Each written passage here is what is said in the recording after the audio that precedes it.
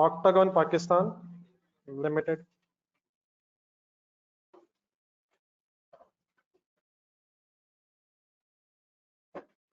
कल घर पढ़ने का एक्सपीरियंस कैसा रहा?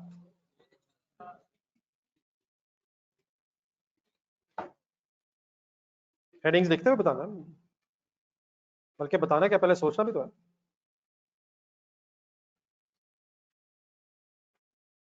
ये ऑनलाइन स्टूडेंट्स आप लोगों का कैसा एक्सपीरियंस रहा घर पढ़ने का?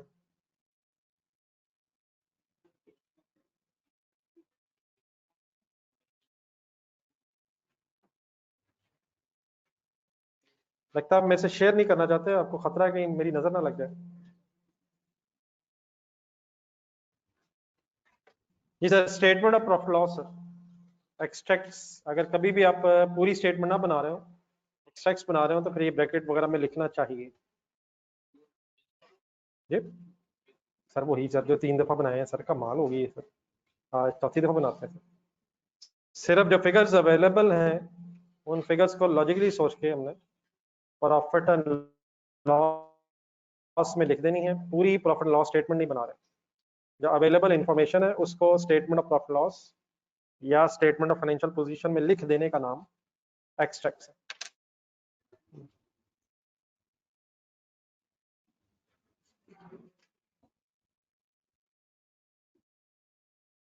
जी स्टार्ट करूं जी? चलिए, मेरा स्टेटमेंट ऑफ प्रॉफिट लॉस है। स्टार्टिंग पॉइंट क्या होता है? सबसे पहले क्या ढूंढते हैं सर? लुक एट ये सवाल, सेल्स ढूंढे, होती नहीं है नहीं। देन क्या होता है? और सब सेल कैसे आती है? ढूंढे ढूंढे ढूंढे, opening stock, purchases, closing stock ढूंढे, अवेलेबल नहीं है, तो देयरफॉर ग्रॉस प्रॉफिट सॉल्व नहीं हो सकता। चलते नहीं आगे। अदर इनकम होती है उसके बाद। अब अदर इनकम जरा ज़हन में रख के रुके, ढूंढे डाटा कोई अदर इनकम। अब यहाँ कुछ गलतियां होनी है, हो जाने दें, लेकिन लॉजिकली प्लीज सही तरह जरूर सोचिएगा। अदर इनकम ज़हन में रख के वर्ड जरा डाटा ढूंढना जरा। तो हमारे इस क्वेश्चन में other income profit and loss में आनी हो,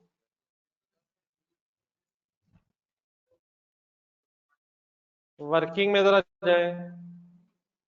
कल जो वर्किंग सी थी, सैटरडे को जो वर्किंग सी थी, please come on, please my dear friends, good decision, आ जाए आ जाए आ जाए, और थोड़ा सा आगे आ जाए। डिसीजन अच्छा है, प्लीज आगे आ जाए, जगह बन जाएगी इंशाल्लाह।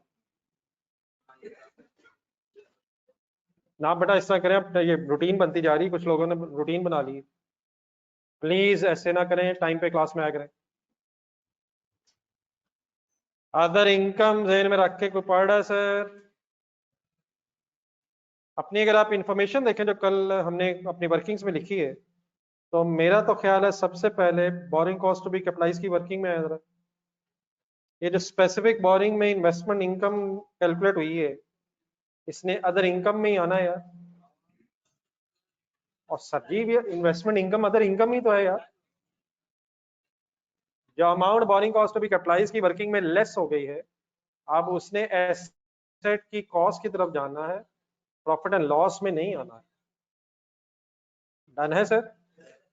ये अमाउंट तक कैपिटलाइज की वर्किंग में आ गई है, लेकिन क्या इसके अलावा कोई ऐसी इन्वेस्टमेंट इनकम है जिसने प्रॉफिट लॉस में आना है? एक सेकंड ढूंढे जरा, बारीक बारीक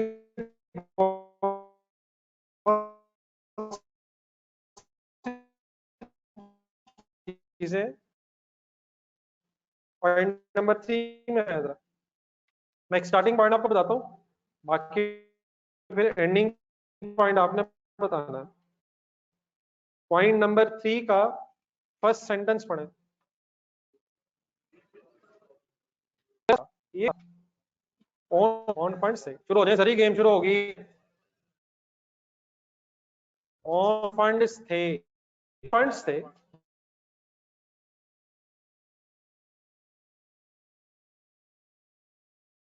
ये ऑन फंड्स किस दिन कहां पड़े थे? ये 1 जनवरी 2018 वाले, ये हमें मिला 10% रेट। क्या इस अमाउंट पे कोई इन्वेस्टमेंट इनकम नहीं यार? इस अमाउंट पे जो इन्वेस्टमेंट इनकम है वो तो borrowing cost to be capitalise में से माइनस होनी है। क्या ये बोरोइंग है? अगर स्पेसिफिक बोरिंग है तो स्पेसिफिक बोरिंग का कैश अगर बचा है और वो इन्वेस्ट हुआ है तो उसकी इन्वेस्टमेंट इनकम कमेंसमेंट से सीज डेट के दरमियान कैपिटलाइज की वर्किंग में आनी है। ये क्या है? ये ओन्ड फंड्स हैं। अगर इन पे कोई इन्वेस्टमेंट इनकम हुई है तो उसने प्रॉफिट एंड लॉस में अदर इनकम में ही आना है। सिर्फ किन पैसों में से अगर इन्वेस्टमेंट इनकम हो, सिर्फ किन पैसों में से अगर इन्वेस्टमेंट इनकम हो तो उसने borrowing cost to be capitalise में से माइनस होना है। स्पेसिफिक बोरिंग के पैसों में से अगर सरप्लस फंड्स बचे हैं और उन्हें पे इन्वेस्टमेंट इनकम हो गई है, वो भी कमेंसमेंट डेट से लेके सीज डेट तक, और उसमें भी सस्पेंशन पीरियड की नहीं, उसने सिर्फ बोरिंग कॉस्ट भी कैपिटलाइज में से लेस होना है। क्या समटाइम्स हो सकता है कि स्पेसिफिक बोरिंग की कुछ इन्वेस्टमेंट इनकम कमेंसमेंट डेट से पहले हो, सीज डेट के बाद हो और सस्पेंशन पीरियड के दौरान हो? उसने कैपिटलाइज नहीं होना है, उसने प्रॉफिट एंड लॉस में ही जाना है। अपने सामने जरा क्वेश्चन नंबर 1 ढूंढें। आज हमारी कोशिश है सारी बहस जरा सही तरह रिवाइज करके खत्म हो जाए। क्वेश्चन नंबर 1 ढूंढें, उसकी रिक्वायरमेंट डी ढूंढें, रजिस्टर में उसका जवाब भी ढूंढें, सवाल का पेज नंबर बता दें। क्वेश्चन नंबर 1 यार, क्वेश्चन नंबर 1 पीछे पेज पे बेटा, क्वेश्चन नंबर 1 ये वाला नहीं यार, ये भी क्वेश्चन नंबर 1 ही शायद है, लेकिन सवाल नंबर 1 यार, खुदा के ही यार। इस 1 तक आते आते जो 1 किया था यार। पेज नंबर रहेगा पहला सवाल, पेज 56, उसकी रिक्वायरमेंट डी पढ़े। Requirement D sir, D sir, इसका आंसर ढूंढे। क्या मांग रहा था, क्या मांग रहा था? ये क्वेश्चन नंबर 1 उस जमाने में था जब हमें ना ओन्ड फंड्स का पता था ना जनरल बोरिंग्स का पता था। इसमें सिर्फ स्पेसिफिक बोरिंग्स का डाटा था। एग्जामिनर ने क्या पूछा था, वो अमाउंट बताएं जब प्रॉफिट एंड लॉस में इनकम की जानी है। कुछ किया था सर? 19 लाख ढूंढ के बताएं क्या था। एक और वर्किंग इसके नीचे हुई है, एक सरप्लस फंड्स की वर्किंग आप लोगों ने की हुई है। प्लीज उसमें 19 लाख कब आया था? पहली दफा यूटिलाइज किस दिन हुआ था? सवाल देखें, अब सवाल का पेज देखें। कमेंसमेंट डेट सोच के बताएं। 1 फरवरी, 1 फरवरी, 1 फरवरी। लेकिन लोन का कैश 1 जनवरी को आया था। जनवरी के महीने ये जो अमाउंट रही थी सरप्लस, इसकी जो इंटरेस्ट इनकम बनी थी वो फिर प्रॉफिट एंड लॉस में हमने कैलकुलेट की थी। दोबारा नीचे देखें, यही वर्किंग सरप्लस फंड्स वाली नीचे रजिस्टर में। देन ये पैसे किस दिन खत्म हो गए थे? सही सही सही सही, सारे सारे सारे सारे सारे सारे सारे सारे मेरा ख्याल है 1 नवंबर को खत्म हो गए। तो 1 नवंबर के बाद कोई इन्वेस्टमेंट इनकम नहीं थी। क्वेश्चन अगर आप देखेंगे, दोबारा देखें, कमेंसमेंट डेट थी 1 फरवरी और सीज डेट आप बताएं। 1 दिसंबर, दिसंबर। सीज डेट बेटा, सीज डेट, सरप्लस फंड्स नहीं, सीज डेट। कौन सी होती है सीज डेट? जब एसेट सब्सटेंशियली कंप्लीट हो जाए। तो 1 दिसंबर, इसका मतलब 1 जनवरी से लेके 1 दिसंबर तक की बोरिंग कॉस्ट कैपिटलाइज होनी है और उसी टाइम पीरियड में अगर इन्वेस्टमेंट इनकम है तो वो माइनस होनी है। इन्वेस्टमेंट इनकम किस दिन के बाद खत्म हो गई थी? 1 नवंबर के बाद खत्म हो गई थी। तो सीज डेट के बाद की कोई इन्वेस्टमेंट इनकम नहीं है। कमेंसमेंट से पहले 1 महीने की थी, लेकिन सीज डेट के बाद कोई सरप्लस फंड्स अवेलेबल नहीं थे। इसलिए सिर्फ आपने 1 जनवरी के महीने में बोरिंग कॉस्ट की, सॉरी सरप्लस फंड्स की, 1 महीने जो सरप्लस फंड्स की इन्वेस्टमेंट इनकम है उसे कैलकुलेट किया था रिक्वायरमेंट डी में। बात मेरी क्लियर हो गई है? Is it possible in some questions कि कुछ सरप्लस फंड्स की इन्वेस्टमेंट इनकम कैपिटलाइज ना हो रही हो, और अगर वो कैपिटलाइज नहीं हो रही होगी फिर उसने प्रॉफिट एंड लॉस में जाना। दोबारा रिवाइज करना है, क्वेश्चन नंबर 2 ढूंढना है। क्वेश्चन नंबर 2 सेम वर्किंग ढूंढना है जरा, वही सरप्लस फंड वाली। जरा आप खुद बताएं क्वेश्चन देख के, क्वेश्चन भी देखें साथ। कमेंसमेंट डेट है 1 मार्च, दोनों क्वेश्चन के एंड में नेक्स्ट पेज है शायद, और सीज डेट है। अब मुझे वहां पर रिक्वायर्ड ये नहीं था जो मैं सवाल पूछने लगा हूँ, लेकिन अगर फॉर एग्जांपल वहां ही रिक्वायर्ड होता कि किन किन महीनों की अमाउंट प्रॉफिट लॉस में इनकम की जानी है, तो ढूंढ के बताएं, बता सकते हैं आप आराम से। टेक योर टाइम, आराम से टेक योर टाइम, पहले अपना डिसीजन लें।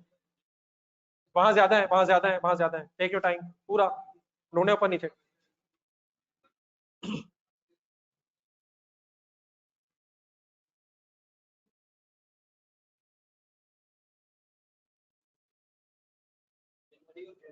जनवरी और फरवरी पे 5 लाख की इन्वेस्टमेंट इनकम प्रॉफिट लॉस में जानी है, और बात यहाँ खत्म नहीं है, नीचे है, नीचे है। 1,80,000 कैश बचा था। कैपिटलाइज कब तक की थी उसकी इनकम? 31 अगस्त के बाद जो 1,80,000 इनकम होगी वो भी प्रॉफिट लॉस में जाएगी।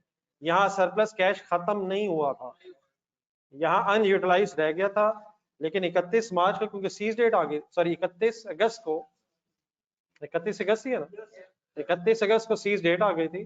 देयरफॉर 31 अगस्त के बाद जो इनकम है 180,000 पे, वो भी प्रॉफिट एंड लॉस में जाएगी।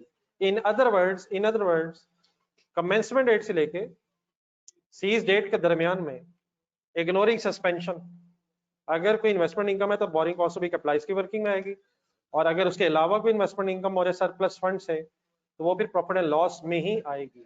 आइए अब जरा फाइनल करते हैं पेज 198 पर, और पहले जो बात हो गई है उसी को जरा फाइनल करें। स्पेसिफिक बोरिंग्स के एंगल से जरा ढूंढें, क्या कोई इन्वेस्टमेंट इनकम प्रॉफिट लॉस में आनी है? ओन्ड फंड्स की तो मैं दोबारा बताता हूँ, स्पेसिफिक बोरिंग से जब आप ढूंढे जरा अपनी वर्किंग में इर्द ढूंढे जरा, स्पेसिफिक बोरिंग्स की कोई बोरिंग कॉस्ट, स्पेसिफिक बोरिंग्स की कोई इन्वेस्टमेंट इनकम प्रॉफिट लॉस में आनी हो। स्पेसिफिक लोन कब लिया? सवाल के साथ टेबल रखे जरा डिटेल ऑफ पेमेंट्स वाला। ये बेटा इतनी इजी चीजें नहीं है, इनको प्लीज सीरियस लें, ये अपने खुद डिसीजन लेने बाद में। प्लीज, लोन कब लिया? 1 फरवरी। कंस्ट्रक्शन स्टार्ट कब हुई? 1 जनवरी को स्टार्ट पहले होगी हुई है, एक्सपेंडिचर भी इंकर होने शुरू हुए में 1 जनवरी से ही, तो कमेंसमेंट डेट 1 जनवरी ही है, लेकिन डेफिनेटली लोन बाद में लिए है, इसलिए लोन की कैपिटलाइजेशन, लोन की कैपिटलाइजेशन फरवरी से ऑनवर्ड्स होनी है, ऐसी है। सीज डेट देखें क्या है? अक्टूबर। सस्पेंशन के 15 दिन सितंबर वाले। तो इन सबको ध्यान में रख के बताएं, कोई इन्वेस्टमेंट इनकम सरप्लस फंड्स की प्रॉफिट एंड लॉस में आनी है? देखें देखें, आराम से देखें, take your time, take your time. धोखा खा रहे हैं वर्किंग और से देखें। अब आपने वही चीज मिक्स की है जो बनती नहीं है इस वक्त। I am talking about income या I am talking about expense? Income. Loan पे इनकम होनी है या सरप्लस कैश पे इनकम होनी है? और सरप्लस कैश आपको अपनी टेबल में वर्किंग्स में मिलना है। सरप्लस कैश ढूंढने के लिए सरप्लस स्पेसिफिक बोरिंग्स वाला, सॉरी सेकंड लास्ट कॉलम देखें जरा। ये पैसे किस दिन आए थे? 350 मिलियन फरवरी, 1 फरवरी। और 1 फरवरी को ये कितना यूज हुआ? फिर 1 मई को कितना यूज हुआ? तो ये कमेंसमेंट और सीज डेट के दरमियान में सारे पैसे यूज हो गए हुए। ये कब से कब तक इस्तेमाल होते रहे पैसे? ये 1 फरवरी को 160 मिलियन जब इस्तेमाल हुआ था, तो अब अपनी वर्किंग ढूंढे जरा, बोरिंग कॉस्ट भी कैपिटलाइज की वर्किंग ढूंढे। क्या जो रिमेनिंग बचा हुआ था 190, उस पे आपने फरवरी, मार्च, अप्रैल, मई नहीं, 3 महीनों की इनकम कंसिडर कर ली है, बोरिंग कॉस्ट भी कैपिटलाइज में कंसिडर कर ली है, और सरप्लस फंड्स खत्म हो गए हैं 1 मई को। 1 मई के बाद सरप्लस फंड्स हैं ही नहीं, तो ना कमेंसमेंट डेट से पहले सरप्लस फंड्स हैं, ना बाद में है, और ना ही सस्पेंशन के महीनों में है। सस्पेंशन का महीना कौन सा था? सितंबर। तो सारी बोरिंग, सारी इन्वेस्टमेंट इनकम जो सरप्लस फंड्स में बनती थी स्पेसिफिक बोरिंग्स के, वो आपने borrowing cost to be capitalised में कंसीडर कर ली है। आपने बेटा जो अभी 2 महीने मेरे बोलने हैं, वो 2 महीने आपने मेरे किस चीज के बोले हैं? नीचे जरा देखें, सवाल दोबारा देखें। क्या लोन पूरे साल के एंड तक आउटस्टैंडिंग रहा है? तो उस पे इंटरेस्ट की लेके लेता बहस अभी होनी है। मेरा सारा फोकस किस पे था? इंटरेस्ट इनकम पे। तो क्या surplus funds of specific borings कुछ ऐसे हैं जिन पे हमने इनकम रिकॉर्ड ना की हो borrowing cost to be capitalised में? हमने सारी वो अमाउंट कंसिडर कर ली है जो सरप्लस फंड्स पे बनती थी। Therefore surplus funds from specific borings की कोई amount of investment income profit and loss में नहीं आनी। कभी नहीं आती है, इस केस में नहीं आनी। क्यों नहीं आनी? कमेंसमेंट से पहले नहीं, सीज के बाद नहीं, और सस्पेंशन में कोई सरप्लस फंड्स नहीं थे। जो थे वो कैपिटलाइजेशन के पीरियड में थे, और उन्होंने बोरिंग कॉस्ट भी कैपिटलाइज की वर्किंग करते हुए माइनस कर लिया है। आई होप कि मैं कुछ समझा पा रहा हूं। देन आ जाए जो पॉइंट नंबर 3 में 1 फर्स्ट लाइन पढ़ रहे थे जी। ऑनलाइन स्टूडेंट्स आपने कोई पार्टिसिपेशन की? नहीं बेटा, रनिंग फाइनेंस बाद में है, रनिंग फाइनेंस की बात अभी मैं करता हूँ, ये शायद पहले नहीं हुई है। मैं पॉइंट नंबर 3 के पहले पॉइंट की बात कर रहा हूँ। क्या जो एक्सेस कैश है, जो अपने पैसे हैं, ये सेविंग अकाउंट में पड़े हुए थे? किस दिन पड़े हुए थे? तो इन पे अगर कोई इन्वेस्टमेंट इनकम हुई है तो उसने प्रॉफिट लॉस में ही आना है। अब ये वर्किंग करवाएं जरा, दोबारा डिटेल ऑफ पेमेंट्स में जाए, डिटेल ऑफ पेमेंट साथ रखें। ये पता होना चाहिए कैसे फिगर्स मिलनी है, तो प्लीज साथ साथ नोट करें, कभी कहाँ जा रहा हूँ कभी कहाँ जा रहा हूँ। कितने पैसे थे 1 जनवरी को? 200 मिलियन थे। अब टेबल देखें, पहले दिन ही 2 पेमेंट्स हुई हैं। कितनी और कितनी? 30 एंड 80, 110 टोटल 1 जनवरी को ही निकल गया है। जब पैसे बैंक में रहे होंगे, इनकम उस पे होनी है, या जो निकाल लिए हैं। तो 200 में से 30 और 80 यूज हुए, 110 किस दिन बचे? 1 जनवरी को। फाइनली इस्तेमाल कब हुए? 1 फरवरी को। टेबल गौर से गौर से गौर से, कब बचे कब इस्तेमाल हुए? 110 समझ आ रहेगा? 110 कैसे? 110 200 माइनस, ये मैंने वर्किंग करते हुए कौन से कॉलम्स देखे हैं? ऑन फंड का कॉलम 30 और 80 दोनों की डेट सेम है, तो पहले ही दिन नहीं, 90 तो बड़ा 1 महीने बाद आया।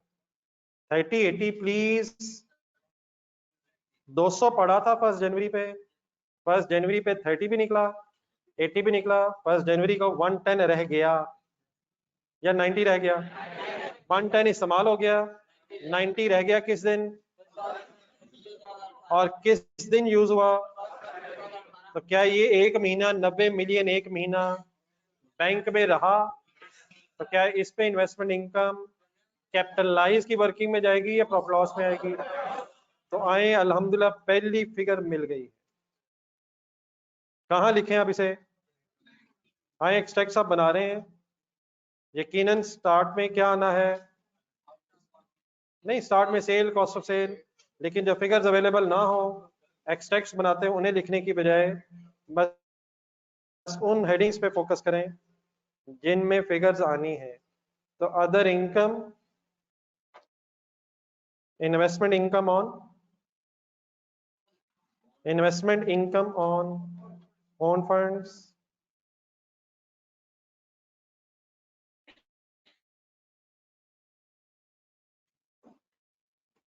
इन दोनों में ये जो सारी डिस्कशंस आपके सामने होती हैं, ये डिसाइडिंग डिस्कशंस हैं। इन सब ने इकट्ठे होके आना तो है, लेकिन अगर ये छोटे छोटे पॉइंट्स इंडिविजुअली आपके ज़हन में सेट हुए होंगे तो इंशाल्लाह आगे इशू नहीं है। जी वर्किंग करवाएं। 90 90 की एक छोटी सी वर्किंग करना जरा। 200 minus 30 minus 80 is equal to 90 multiplied by 10% and multiplied by 1/12। कौन सा महीना है? जनवरी। आंसर 0.75, ऊपर हेडिंग लिख लें, रुपीज इन मिलियंस।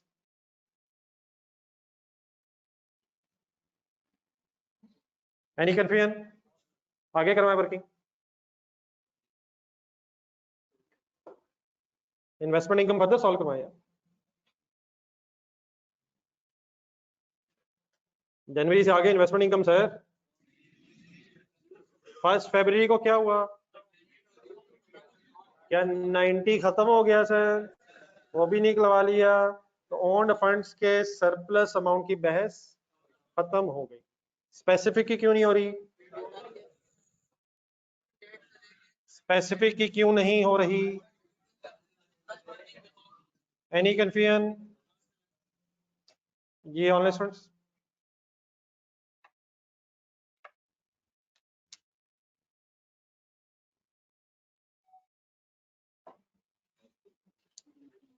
जी चले आगे। जी अदर इनकम में कुछ और, अदर इनकम में सभी कुछ और आए सवाल में वापस। अदर इनकम में कुछ और बता दें यार, अगर कुछ में आ रहा है। एक जनरल बोरिंग्स भी तो है। जनरल बोरिंग्स, जनरल बोरिंग्स की तरफ आए हैं कुछ जनरल बोरिंग्स? क्वेश्चन देखें, एक सेकंड देखें, मेरे ख्याल है बात करना चाह रहे हैं कुछ और। कौन सी जनरल बोरिंग्स थी? Bank X, bank Y. क्या जनरल बोरिंग्स के पैसे भी बैंक में इन्वेस्ट हुए हैं?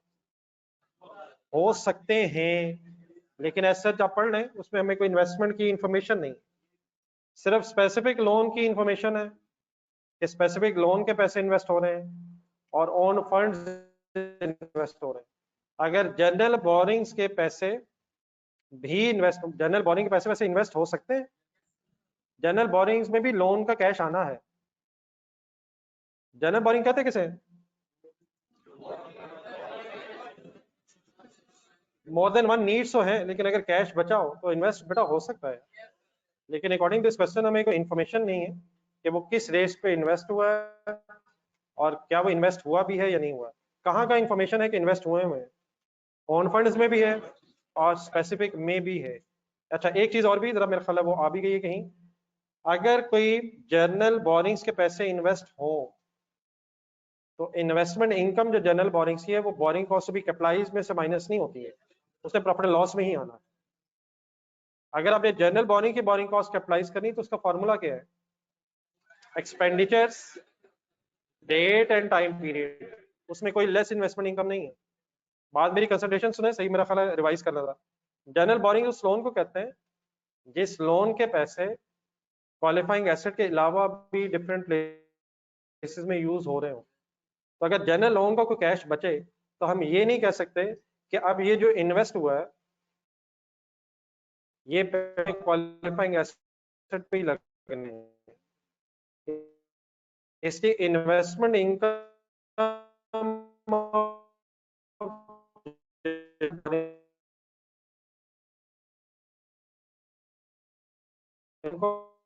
कॉस्ट भी capitalise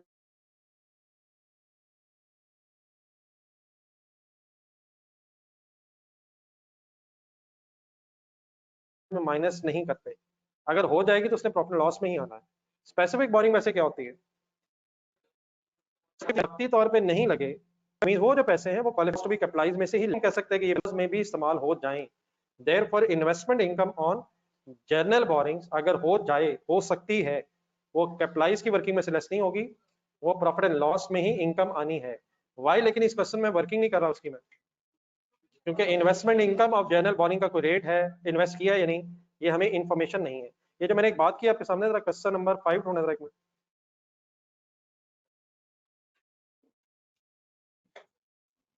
question number 5 page number 58 के एंड में एक नोट पड़े जरा। ये छोटी छोटी कुछ चीजें हैं जो ये देखिए लिखी हुई हैं, जरा उनको ज़हन में सही फाइनल करें। इस पेज पे कह रहा हूँ, पेज 58 क्वेश्चन नंबर 5 एंड में एक आखिरी नोट बना हुआ है, जरा पढ़िएगा जरा काइंडली। क्या कहता है ये नोट? क्या कहता है ये नोट? फार्मूला फाइनल कर ले सर, स्पेसिफिक बोरिंग की बोरिंग कॉस्ट कैपिटलाइज करने का formula interest incurred less investment income, पूरे वर्ड सीख के लेकिन कम से कम शॉर्ट वर्ड्स, और borrowing cost to be capitalise in case of general borrowings, expenditure into capitalisation rate into time period. मैं ये नहीं कह रहा कि जनरल बोरिंग के पैसों पे इन्वेस्टमेंट इनकम नहीं हो सकती, अगर होगी तो कहाँ आएगी, प्रॉफिट एंड लॉस में। इवन देन भी बोरिंग कॉस्ट भी कैपिटलाइज में से माइनस नहीं करेंगे। लेकिन पेज 198 पे है, we have no information about कि जनरल बोरिंग्स के पैसे इन्वेस्ट होके कोई इनकम हुई है या नहीं, देयरफॉर उस वर्किंग की तरफ मैं नहीं जा रहा। डन है सर? अब एनी कंफ्यूजन अगर आपके जहन में आती जी ऑनलाइन स्टूडेंट्स? जिस टाइम पीरियड की इन्वेस्टमेंट इन जिस टाइम पीरियड में बोरिंग कॉस्ट कैपिटलाइज नहीं हो रही, उस टाइम पीरियड में अगर इन्वेस्टमेंट इनकम होगी तो वो भी प्रॉफिट एंड लॉस में जाएगी। ठीक है, इन शॉर्ट वर्ड्स। जी आगे चले सर, अदर इनकम के अलावा कुछ सवाल देखें हम। Help me help me help me. कौन सा एक्सपेंस? अच्छा, एक इंटरेस्ट एक्सपेंस तो होना है, लेकिन उससे पहले एक चीज और जरा ढूंढने, वो मैं पिछली क्लास में काफी उस पर बहस हुई है। एक 10 मिलियन ढूंढने जरा, वो ड्रेन वाले डैमेजेस का, loss due to damages capitalise होना था, एक्सपेंस आउट होना था?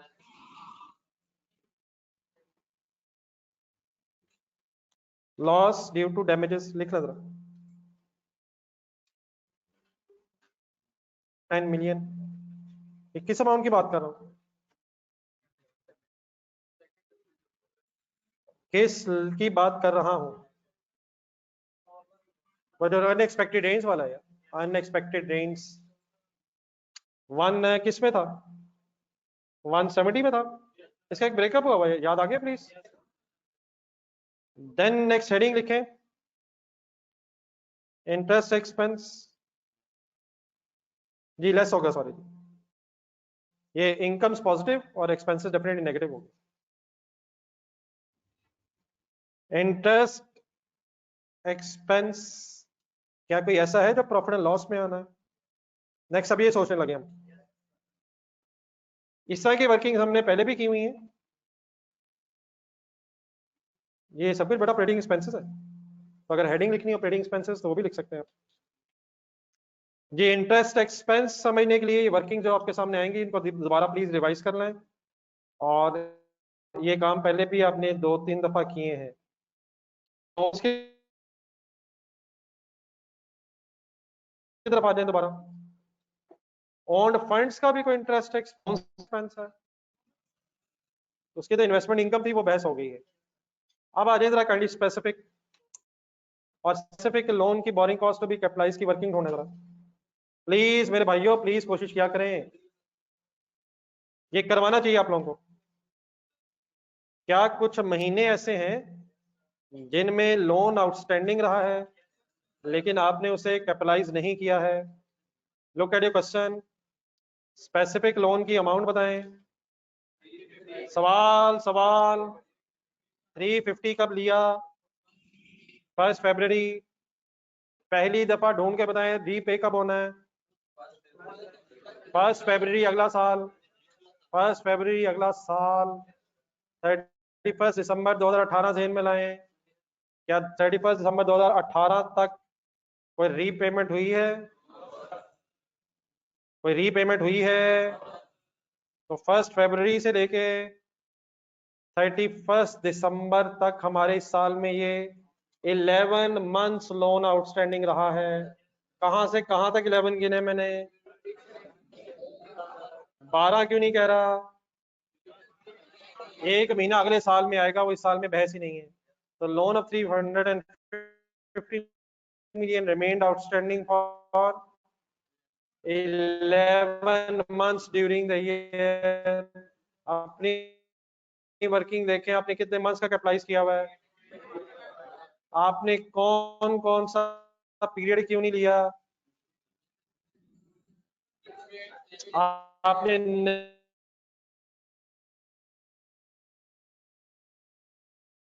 नवंबर दिसंबर का महीना क्यों नहीं लिया? सीज के बाद है और आपने एक आधा भी नहीं लिया एक्सपेंशन वाला, तो बनते 11 महीने थे, हमने एक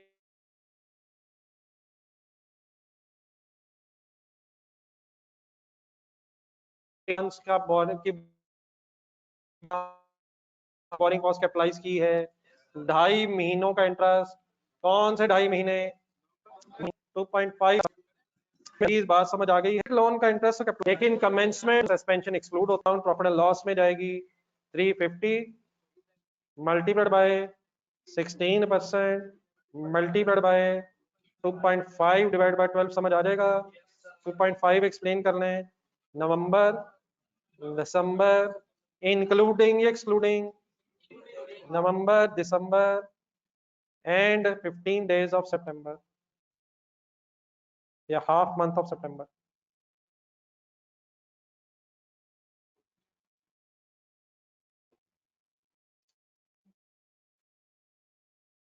जी आंसर बताइए।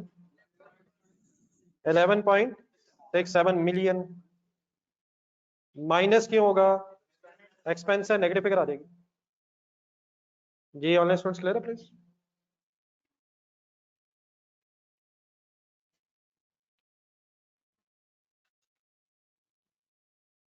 नेक्स्ट हेडिंग लिखें, क्या जर्नल लोन का भी कोई, जर्नल बोरिंग्स का भी कोई interest expense profit and loss में आना है, प्लीज आना है। इसकी वर्किंग बड़ा 2-3 दफा आप कर चुके हैं और मेरा ख्याल है कि जो आपने क्वेश्चन घर से किए उसमें भी छोटा सा ये काम आपने किया होगा, तो काइंडली जरा अगर इंडिविजुअली रिवाइज करके मुझे बता सकें। क्वेश्चन नंबर 3 ढूंढे जरा एक मिनट।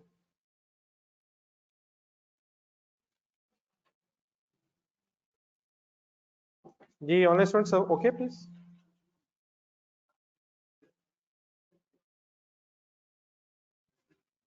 क्वेश्चन नंबर 3 ढूंढिएगा सर, उसका पेज नंबर बताएं। 57 क्वेश्चन रजिस्टर में आंसर भी ढूंढे। इसकी लास्ट एक वर्किंग रिवाइज करना जरा।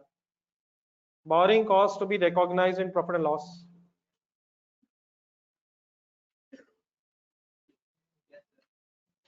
वर्किंग में थोड़ा सा डिफरेंस है, थोड़ा सा फिगर कैलकुलेट करते हुए डिफरेंस आता है। स्पेसिफिक बोरिंग में मैंने जब इंटरेस्ट एक्सपेंस की अमाउंट कैलकुलेट की है तो मैंने स्ट्रेट अवे ये सोचा है कि कौन से महीने ऐसे हैं लोन के जिनका इंटरेस्ट कैपिटलाइज हुआ है और कौन से महीने ऐसे हैं जिनका इंटरेस्ट कैपिटलाइज नहीं हुआ, तो देयरफॉर प्रॉफिट लॉस में जा रहा है।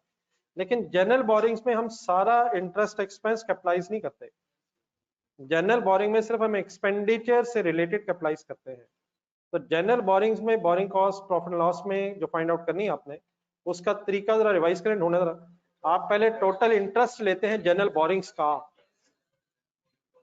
आपने रिक्वायरमेंट ए में से लिया था, फिर आपने उसमें से क्या लेस किया था।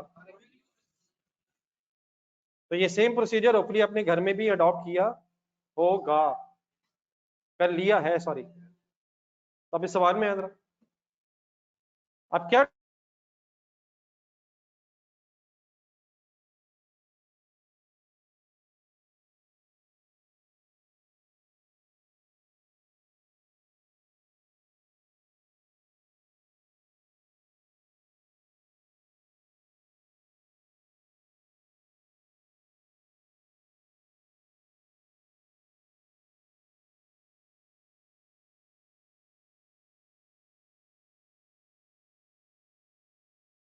कैपिटलाइजेशन रेट की वर्किंग में भी लिया था, तो ये total interest income for the year है।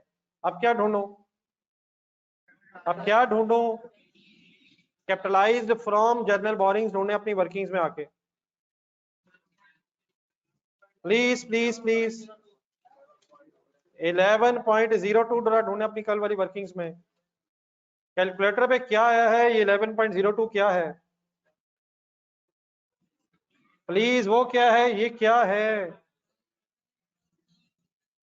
आए वर्किंग करवाएं। टोटल इंटरेस्ट बोल दें कैसे सॉल्व करूं। 15 प्लस 15.4 प्लस 44.2, ये टोटल हो गया 49.6 सॉरी यहां तक कितना बना 59.6, इसमें से कैपिटलाइज माइनस कितना हुआ 11.02 और therefore balancing figure 48.58 profit and loss में एज एन एक्सपेंस रिकॉर्ड हो जाएगी। रिवाइज कर लिया सबने?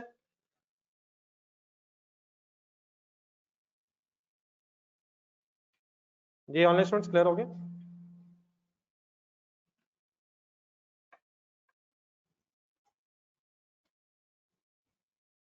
Any confusion? Any confusion please? Then दोबारा क्वेश्चन देखें, अपना ज़हन अप्लाई करें। प्रॉफिट एंड लॉस में इस साल कुछ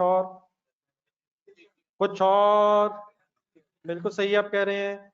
एसेट अवेलेबल फॉर यूज कब हो गया है 31 अक्टूबर। तो 2 महीनों की डेप्रिसिएशन एक्सपेंस अब आपने मुझे कैलकुलेट करवाना है। करवा देंगे यार? कभी इन क्वेश्चंस में आपने डेप्रिसिएशन एक्सपेंस पहले कैलकुलेट किया है? ढूंढ के कहीं से रिवाइज करेंगे कैसे किया है।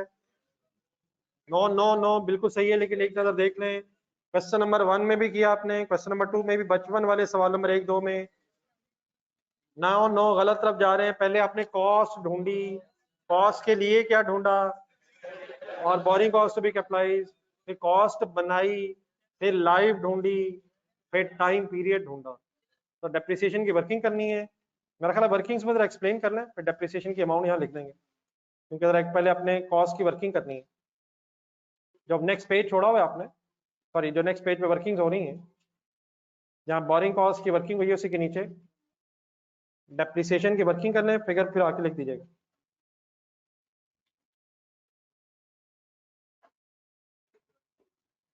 ये कॉस्ट इकट्ठी करनी है जी, करवाएंगे कोई? करवाना चाहिए सर। एक्सपेंडिचर नहीं, एक्सपेंडिचर्स की बेटा फिगर लिखवाएं आप। अच्छा इसमें हो सकता है कुछ आपके क्वेश्चन आए जहन में, प्लीज सोचिएगा। एक्सपेंडिचर्स इस साल के ढूंढे, इस बिल्डिंग को बनाने के खर्चे ढूंढे। 30,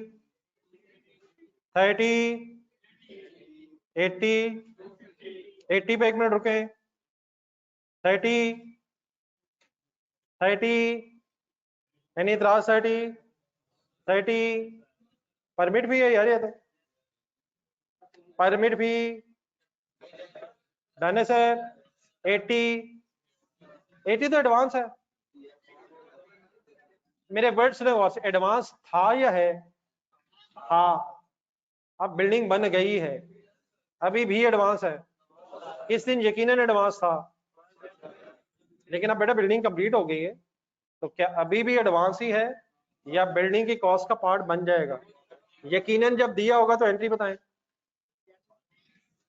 एडवांस डेबिट, कैश क्रेडिट। लेकिन अगर बिल्डिंग कंप्लीट हो गई है तो capital work in progress debit and advance credit.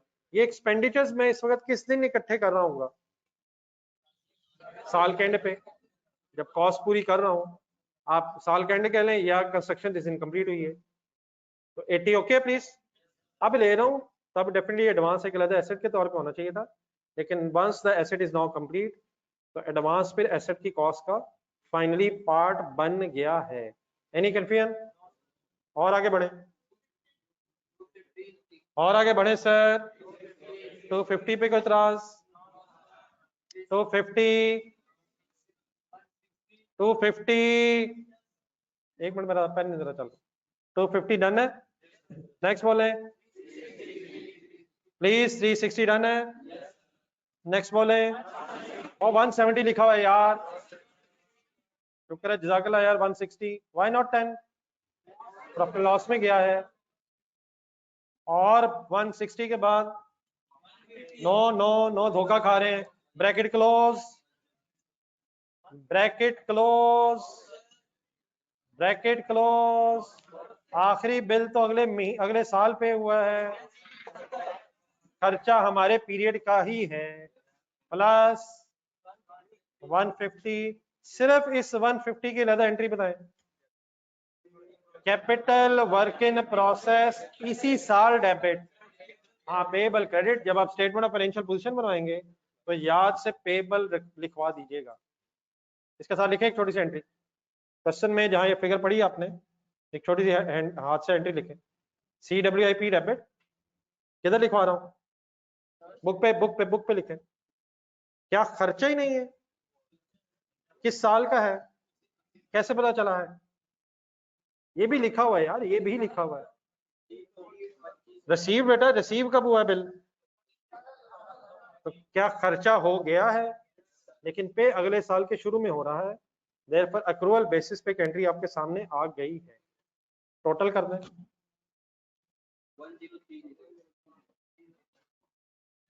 बेटा क्वेश्चन में लिखा हुआ है ये 150, प्लीज क्वेश्चन में ये सारी फिगर्स मैंने जब बॉक्स में लिखी है, ब्रैकेट में लिखी है, ये सारी फिगर्स कहां से आई हैं, ये बेटा आपकी डिटेल ऑफ पेमेंट्स में नहीं है, प्लीज क्लियर करिए काइंडली, डिटेल ऑफ पेमेंट्स में जाए, वहां तो कोई 150 नहीं है, वहां क्यों नहीं है और यहां है, प्लीज प्लीज, वो डिटेल ऑफ पेमेंट्स थी, तो पेमेंट नहीं है ये, इसलिए वहां नहीं है। ये क्या है, नहीं बेटा ये लायबिलिटी नहीं है यार, खुद आ के ये detail of expenditure on asset है, तो क्या एक्सपेंडिचर है, पेमेंट नहीं है, इसलिए वहां नहीं है। ये खर्चे मिले कहां से हमें, सवाल में से मिले हैं या आंसर में से मिले हैं, सवाल में बेटा पूरी एक लिस्ट बनी हुई है। Why this 150 is not in the table? जी बेटा मिल गया प्लीज 150। 150 को बिल्डिंग की कॉस्ट में ऐड करने की एंट्री क्या है, प्लीज किसी को पता है यार, सर सॉरी मैं एंट्री बताना भूल गया, capital work in process debit है और कैश की जगह सॉरी पेएबल क्रेडिट है। ठीक है मिस्टर अहमद, ये बेटा ऑनलाइन स्टूडेंट्स फिगर मिल गई 150। जी सर, जी सर,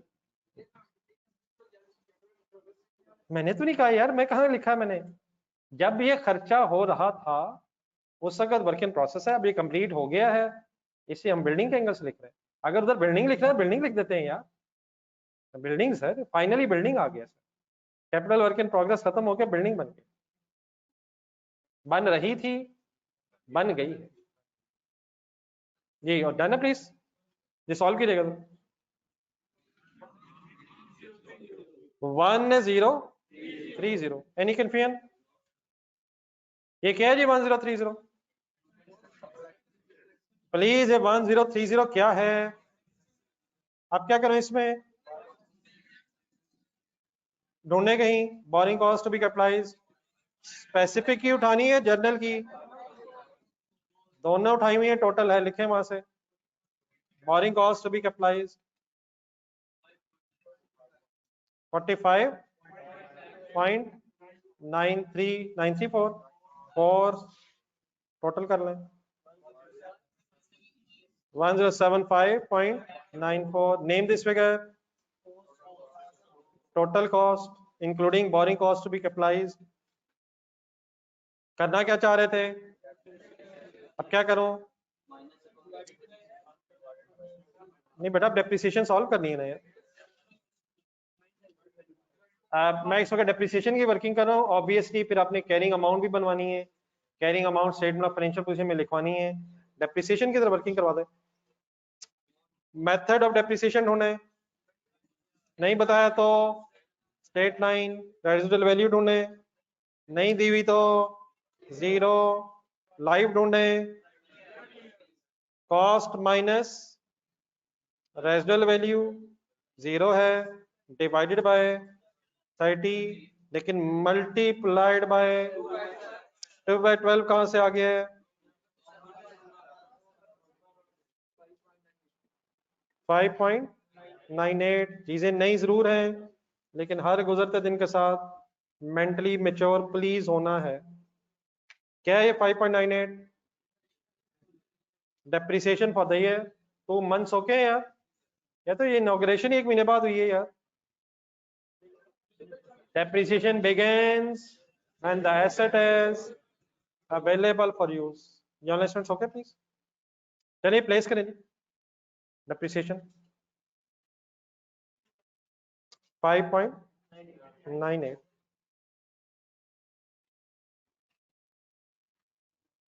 ये बड़ा कैरिंग अमाउंट अब बात हो सकती है, लेकिन प्लीज रिमेंबर अभी हम प्रॉफिट लॉस स्टेटमेंट बना रहे हैं। प्रॉफिट एंड लॉस स्टेटमेंट में कैरिंग अमाउंट लिखें या प्रॉफिट एंड लॉस स्टेटमेंट में डेप्रिसिएशन लिखें, एक्यूमुलेटेड लिखें या डेप्रिसिएशन लिखें। डेप्रिसिएशन अभी डेफिनेटली अगर स्टेटमेंट ऑफ फाइनेंशियल पोजीशन में जाएंगे तो वहां वर्ड्स बदलने चाहिए। Any confusion? चलिए स्पीड अप और जरा, मेरे ख्याल मेन वर्किंग्स हो गई हैं। प्रॉफिट एंड लॉस में कुछ और ढूंढे जी।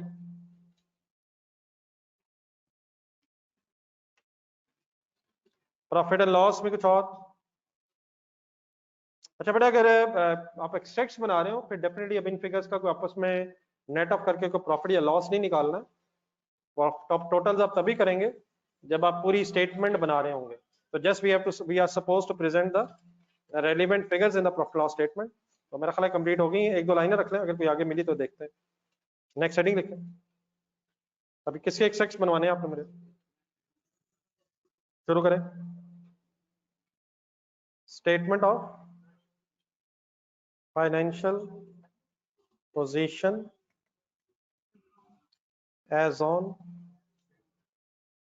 एक्सट्रैक्ट्स बल्कि वर्ड लिखे साहब। अब बिजनेस नेम मैंने दोबारा नहीं लिखा, ऊपर शायद एक दफा लिखा हुआ है। तो as on 31 December 2018 rupees in millions, वैसे तो वो भी एक दफा लिखा हुआ। सही तरह कंप्लीट करवाएगा जी अपने इधर। ये साथ है बेटा ऑनलाइन स्टूडेंट्स। अगर किसी ने कोई क्वेश्चन पूछा हो और वो क्लियर हो जाए तो काइंडली बता दो देना जी। सर अब स्टेटमेंट ऑफ फाइनेंशियल पोजीशन की तरतीब बनाए सैन में। हेडिंग लिखे non current assets. Non current assets की हेडिंग में बिल्डिंग के नाम से लिखो या कैपिटल वर्क इन प्रोग्रेस के नाम से लिखो। Y building? ये रेंट पे ये स्टेटमेंट बन रही है।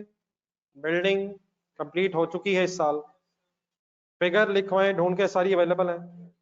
1075.94 कॉस्ट थी और एक्यूमुलेटेड एप्रिसिएशन 5.98 ही है। अभी एक साल के 2 महीने ही गुजरे हैं। कैरिंग अमाउंट आ गई 1059.1 फिगर बोलिएगा 1069.96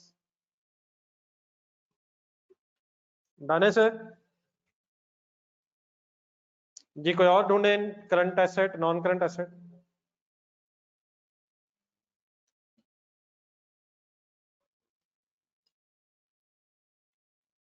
प्लीज कोई और non current asset? Current assets, equity, equity के हेड्स बोले 3-4 ढूंढे। शेयर कैपिटल ढूंढे, शेयर प्रीमियम ढूंढे, रिटेन्ड अर्निंग्स ढूंढे, सरप्लस ढूंढे, नॉन करंट लायबिलिटीज हेडिंग लिखें। Non current headings, non current liabilities heading क्यों लिखवा रहा हूं? ढूंढे ढूंढे ढूंढे, कोई वजह? क्या कोई लोन है? लॉन्ग टर्म लोन है या शॉर्ट टर्म लोन है? बैंक ओवर ड्राफ्ट भी हैं, रनिंग फाइनेंस, उन्होंने शॉर्ट टर्म लोन ही हैं। लेकिन एक बेटा लोन ढूंढे जरा जो स्पेसिफिक लिया था। ये कितना लोन लिया था? एक दफा दोबारा रिवाइज होने की चीजें कंसिडरेट करना जरा। नॉन करंट लायबिलिटीज हेडिंग लिखें और 2 लाइनें छोड़ के करंट लायबिलिटीज हेडिंग लिखें। लोन 350 लिया था, कितने सालों में वापस करना है? पढ़े पढ़े पढ़े, कंसंट्रेशन से पढ़े। इकट्ठे हो जाए प्लीज, हेडिंग्स लिख के रुक जाए।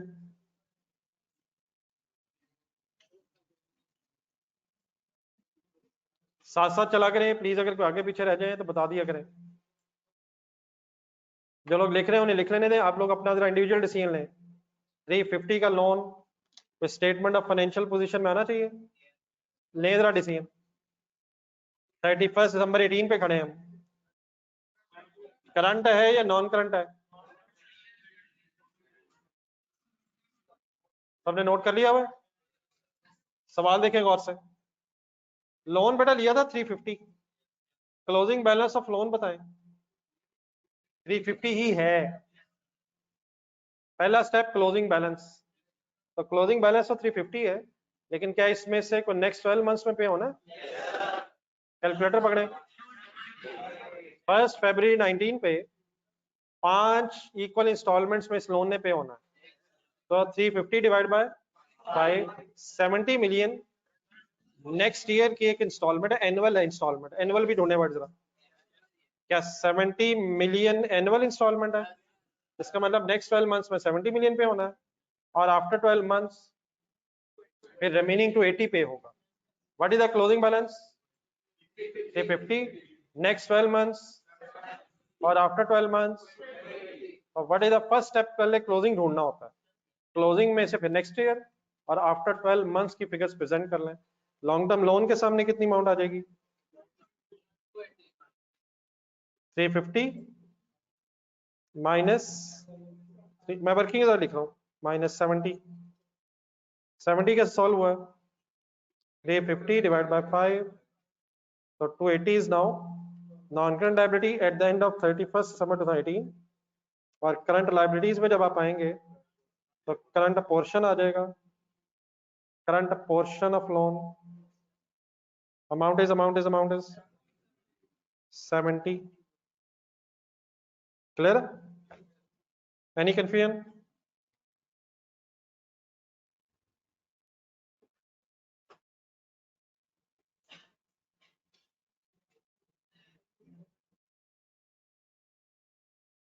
ये कंप्लीट करें जी ऑनलाइन स्टूडेंट्स।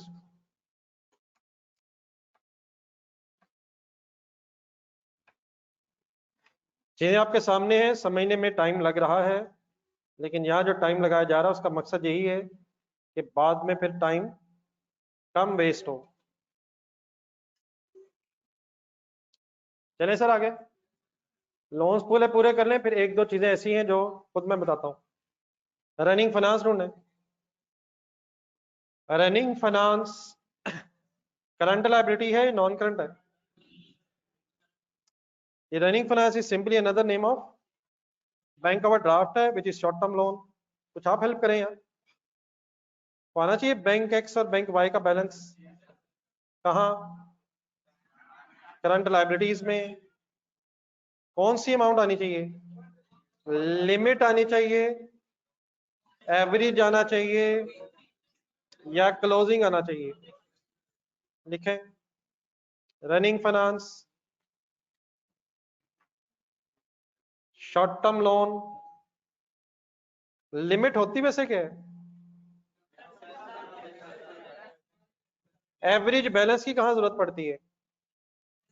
कैपिटलाइजेशन रेट में, और स्टेटमेंट ऑफ फाइनेंशियल पोजीशन में जो क्लोजिंग रह गया वो लायबिलिटी है। तो what is the closing amount which is liability? 130 and plus 340। जी बड़ा ऑनलाइन स्टूडेंट्स क्लियर?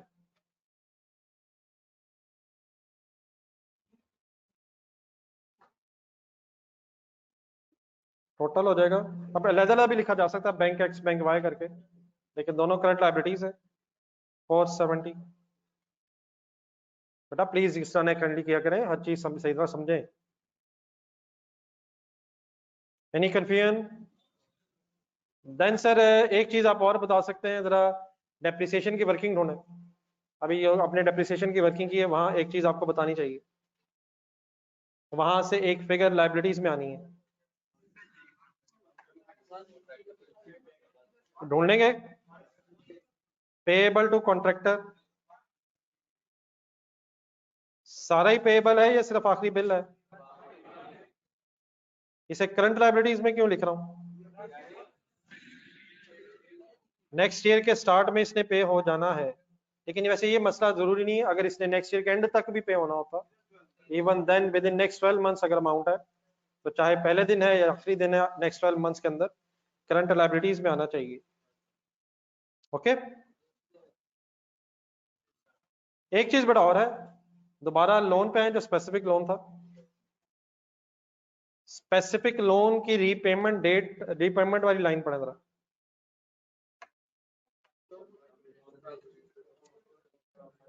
यकीनन नेक्स्ट ईयर 70 मिलियन की इंस्टॉलमेंट पे होनी है, लेकिन according to question along with interest pay होनी है। तो 1 फरवरी 2018 से लेके ऐसा 1 फरवरी 2018 से लेके 31 जनवरी 19 तक का इंटरेस्ट 1 फरवरी 19 पे जाना है। बाद में कर लेंगे जो करना, वही करना जो आप कहेंगे, लेकिन किस टाइम पीरियड का इंटरेस्ट किस दिन पे होना है? 11 महीने का पे होना है 1 फरवरी को, या पूरे 12 महीनों का पे होना है 1 फरवरी को? तो 1 फरवरी से लेके 31 जनवरी नेक्स्ट ईयर तक का इंटरेस्ट जाना है 1 फरवरी 2019 वाले दिन। लेकिन ऑब्वियसली 31 दिसंबर की जब डेट आएगी तो 11 मंथ्स का इंटरेस्ट पेएबल हो गया होगा। जो कैपिटलाइज होना इंटरेस्ट वो पेएबल हो गया होगा, या जो प्रॉफिट एंड लॉस में जा रहा है वो पेएबल हो गया होगा? दोनों पेएबल हो गए होंगे। प्लीज डबल एंट्री फाइनल करें जहन में।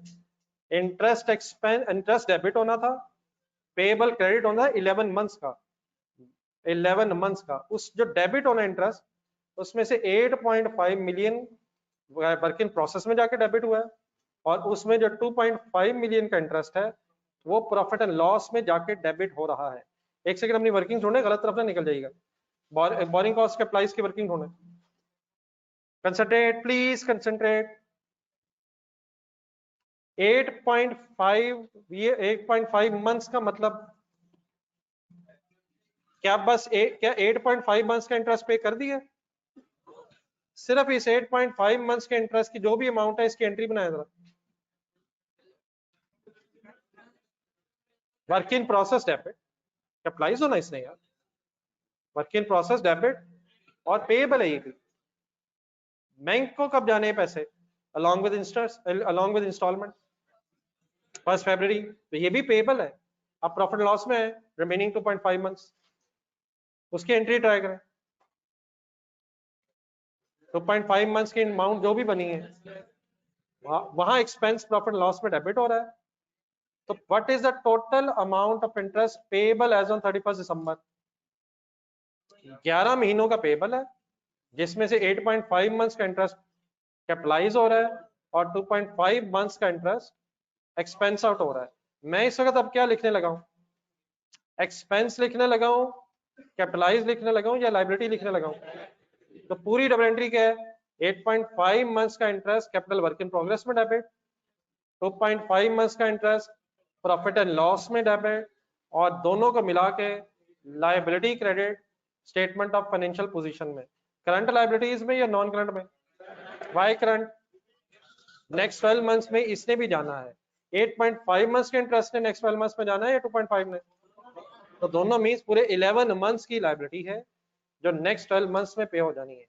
एक अगले साल का भी तो इंटरेस्ट है। अगले साल का इंटरेस्ट इस डेट पे लाइबिलिटी क्यों नहीं है? ये भी सवाल आप लोगों ने पूछा था एक जमाने में। जो इंटरेस्ट अभी इंकर ही नहीं हुआ वो हमारी लाइबिलिटीज में भी नहीं आना चाहिए। कौन सा इंटरेस्ट इंकर हो चुका है? 1 फरवरी से लेके 31 दिसंबर का 11 मंथ्स का इंटरेस्ट इंकर हो गया है, जिसमें से 8.5 मंथ्स का कैपिटलाइज हो गया है, 2.5 मंथ्स का लेकिन अभी क्योंकि पे नहीं किया तो करंट लाइबिलिटीज में आना है, नेक्स्ट 12 मंथ्स में पे हो जाना है। वर्किंग करवा देंगे जरा मुझे यार, रादर देन कि हम प्लस करें, प्लस भी हो सकता है, जरा अगर वर्किंग करवा दें शायद वो ज्यादा इजी है। कैसे कैसे कैसे? 350 मल्टीप्लाइड बाय 16% मल्टीप्लाइड बाय, मेरा ख्याल है 11/12 यार। 11/12 इज लाइबिलिटी। एक मिनट अमाउंट बताइएगा। डेफिनेटली एक सेकंड एक काम कर लें जरा, आप दोनों अमाउंट्स को प्लस कर लें। 2.5 मंथ्स एंड 8.5 मंथ्स का इंटरेस्ट प्लस हो रहा है, लेकिन why the liabilities of 11 months? क्योंकि ये इंटरेस्ट अभी पे नहीं हुआ। डेबिट अमाउंट्स का ब्रेकअप हुआ है कैपिटलाइज करते हुए प्रॉफिट लॉस में। Payable to bank is of 11 months starting from February to December 2018। और जो दिसंबर के बाद का एक महीना है जनवरी 19, वो नेक्स्ट अकाउंटिंग पीरियड से रिलेटेड है, जो लाइबिलिटी नहीं है एज ऑन 31 दिसंबर 2018। जी सर, जी सर, जी सर।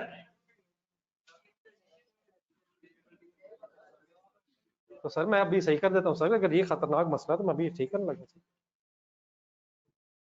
अगर मैं ये गलत कर भी दूं तो क्या बोर्ड से देख के अंधाधुंध लिख लेंगे? आप क्या करेंगे बताएं, आपने क्या किया है? आपने क्या किया है? हमने तो देख के करना था। आपने क्या किया? आपने लिखा interest payable related to specific borrowings, और उसकी सॉरी वर्किंग थी, तो working is 350 multiplied by, sorry वो मैंने गलत लिख दिया, लेकिन बाकी तो क्लियर हो गया ना यार। 11 by 12 starting from February to December 2018। Answer बनेगा आपका 51.33। बाल किसी ने चेक किया दोनों प्लस करके? तो उसी का बेटा सम भी हो सकता है। मैंने जरा 11 मंथ्स आपको समझाने के लिए ये जरा फिगर सॉल्व किए। एनी कंफ्यूजन जी फाइनली? ठीक है जी, प्लीज।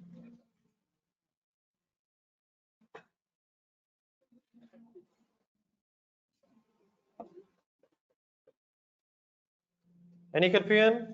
ये बेटा ऑनलाइन स्टूडेंट्स, एक आखिरी चीज बेटा ढूंढने जरा स्टेटमेंट ऑफ फाइनेंशियल पोजीशन के एंगल से। बैंक एक्स वाई में जाए। बैंक एक्स वाई का भी तो इंटरेस्ट है। बैंक एक्स वाई का इंटरेस्ट नजर आ रहा है किसी को? फिगर बोलेंगे जरा। 15.4 है और 44.2 है। ये एक्सपेंस है या पेएबल है? नहीं, एक्सपेंस तो है, ये पे हो गया है या अभी पे होना है? इसकी बेटा इन्फॉर्मेशन नहीं है, इसकी जरा डेट सही नहीं है हमारे पास। दोबारा जरा स्पेसिफिक लोन वाला देखें, उसमें तो हमें एग्जैक्टली पता है कि कब लोन ने का इंटरेस्ट पे होना है, लोन की इंस्टॉलमेंट्स कब पे होनी है। तो बैंक एक्स और वाई का इंटरेस्ट तो हमें पता है 15.4 एंड 44.2, लेकिन अब एग्जैक्टली नहीं पता कि ये एक्सपेंस इस साल का इसी साल पे हो गया है या इसमें से कुछ पे हुआ है, कुछ रह गया है, सारा रह गया है, ये कंप्लीट इंफॉर्मेशन नहीं है। तब यहाँ मजबूरन हमें कुछ अजम्पशंस लेनी पड़ेंगी, और अजम्पशंस एक से ज्यादा डिफरेंट ली जा सकती हैं। पहले यहाँ तक जरा रिपीट कर देंगे, मैंने कहा क्या है, एक्सपेंस का तो पता है, लेकिन एग्जैक्टली इसमें से कितना पेएबल है इसकी इंफॉर्मेशन नहीं। अब डेफिनेटली अगर मैंने क्वेश्चन सॉल्व करना है और एक क्वेश्चन में क्लैरिटी ना हो तो फिर हम कुछ अजम्पशंस ले सकते हैं। वन पॉसिबल अजम्पशन इज कि सारा ही रहता है, देयरफॉर सारा ही पेएबल में आ जाएगा, और इंटरेस्ट नॉर्मली हमेशा करंट लायबिलिटी होता है या नॉन करंट होता है, अनलेस वो बता दे कि बाकी जो इंटरेस्ट है वो हमने नेक्स्ट 12 मंथ्स में देना है। हमेशा इंटरेस्ट की लायबिलिटी अगर हो तो करंट लायबिलिटी ही नॉर्मली होती है। तो एक अजम्पशन ये ली जा सकती है कि ये सारा इंटरेस्ट पेएबल है, और देयरफॉर हम पेएबल्स में लिख देंगे। एक दूसरी अजम्पशन क्या ले सकते हैं कि ये सारा इंटरेस्ट पे हो गया है, इन दैट केस फिर हम कुछ भी नहीं लिखेंगे। और एक थर्ड डेफिनेटली क्या पॉसिबिलिटी है, कुछ पे हो गया हो, कुछ रह गया हो। अजम्पशन लेनी क्यों पड़ रही है? यहाँ तो इंफॉर्मेशन थी, तो अब अजम्पशन लेनी है। आप सजेस्ट करें क्या अजम्पशन लें, लेकिन जो भी अजम्पशन ले हम एक सेंटेंस लिख लेते हैं। अगर फॉर एग्जांपल मैं आपसे कहूं कि interest payable of running finance लिख के अमाउंट को प्लस करके लिख लें, तो इसका क्या मतलब होगा? हम अज्यूम कर रहे हैं कि इंटरेस्ट पे होना है। लेट्स अज्यूम अगर आप नहीं लिख रहे तो इसकी क्या अजम्पशन है? पे हो गया है। अब ब्रेकअप डेफिनेटली हम नहीं कर सकते, हम 60-40 कर लें, 30-70 कर लें, उस बहस में हम डेफिनेटली अगर जाएंगे तो हम ऐसे टाइम वेस्ट करेंगे। या क्या अज्यूम कर लें, या क्या अज्यूम कर लें? तो अब आप बड़े हो गए हैं, हुक्म करें मैं क्या अज्यूम करूं? नोट लिखें। नोट लिखने का मतलब हम शायद स्टेटमेंट में नहीं लिख रहे, एक नोट लिख रहे हैं हम। Assume assume assumed as all loan interest is paid। क्या सिग्निफिकेंस है इस assumption की? all loan interest is paid, liabilities में therefore फिर नहीं आएगा। ऑल्टरनेटिवली assumption ली जा सकती है, अगर वो लेते आप तो फिर क्या करते हैं? कोशिश किया करें ये चीजें डेफिनेटली कुछ ना कुछ जेहन में सेट होंगी, तभी फिर नेक्स्ट क्वेश्चन में आप एफर्ट कर सकते हैं। ये मुबीन जरा देखना, ये आवाज सेल्फ चेंज करके देखो। चले मैं एक सेकंड रुक रहा हूँ, आप काइंडली जो हमने एक्सट्रैक्ट्स बनाए हैं एक नजर फिगर जरा रिवाइज कर लें। कोई अगर जहन में आप चीज और आती है तो बता दो जी। ऑनलाइन स्टूडेंट्स क्लियर है प्लीज?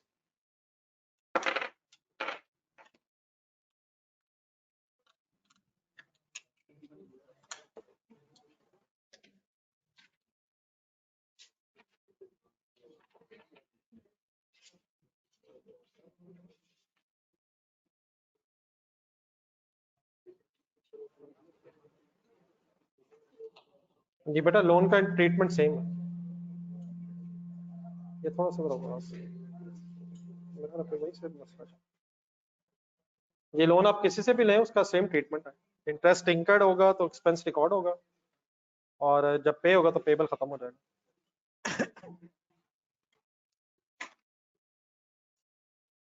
नहीं थोड़ी आवाज है, थोड़ी तेज कर। ये एनी कंफ्यूजन है? Any confusion? क्वेश्चन जो होमवर्क के लिए दिया था वो निकाले जरा। क्वेश्चन नंबर 9 पेज नंबर बताइए।